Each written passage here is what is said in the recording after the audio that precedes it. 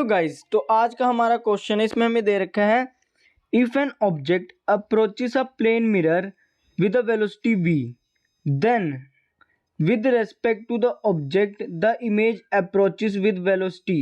यानी कि अब हमें यहाँ कह रखे हैं कि ऑब्जेक्ट के रेस्पेक्ट में जो इमेज की वेलोसिटी वो कितनी होगी, और यहाँ हमें ऑप्शन भी दे रखे हैं। ठीक है गाइज, ये आप देख सकते हैं।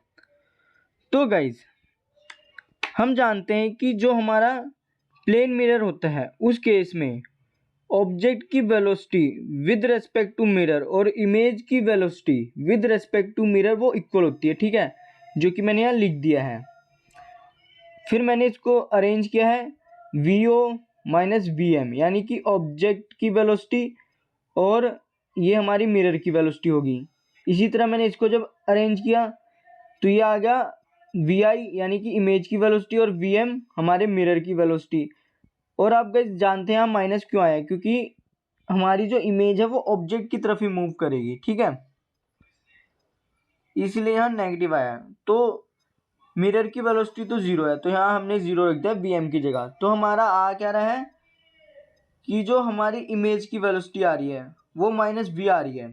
ठीक है, यानी कि जिस तरफ हमारा ऑब्जेक्ट मूव कर रहा है उसके अपोजिट हमारी इमेज मूव कर रही है। ठीक है, तो हमें अब क्या बोल रखा था कि हमें विद रेस्पेक्ट टू ऑब्जेक्ट बताना है इमेज की वेलोसिटी।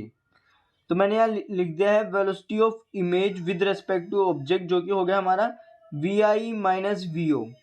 ठीक है, तो vo तो हमें दे रखा है v, ठीक है, वो मैंने यहाँ लिख दिया है।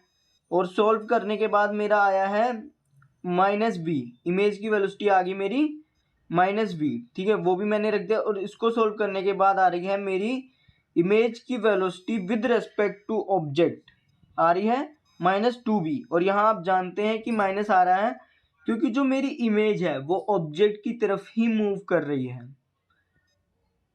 ठीक है गाइस, तो ये था इस क्वेश्चन का आंसर।